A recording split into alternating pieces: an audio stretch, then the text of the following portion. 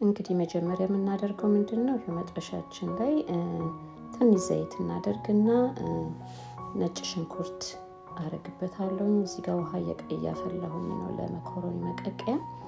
ነጭ ሽንኩርቱን ከዘይቱ ጋር ጠበስ ካደረኩ በኋላ ቀጥሎ ማደርገው ፔስቶ አለኝ።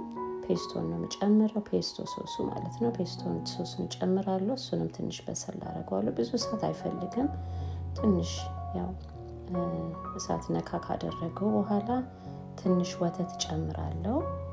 ሄቪ ክሪም ወይም ደግሞ ወፈር ያለው ክሬሙ ቢኖር እሱ ሞር የተመረጠ ነው። እሱን ሳደርግ ብዙም ለልጄ ነው የምሰራውና ብዙም ስለማይወደው ወተት ነው ትንሽ ያደረኩበት። እሱን አደርጋለሁኝ። ከዛ በኋላ ቅመሞችን ማረገው ይሄ ክራሽድ ፔፐር ወይም ደግሞ የበርበሬ ፍሬው አለ አይደለ? እሱን አደርጋለሁ። ብላክ ፔፐር እና ጨው። በቃ ይሄንን ነው ማለት ነው። ቤተሰቦች ይሄን ካደረኩ በኋላ መጨረሻ ደርሷል።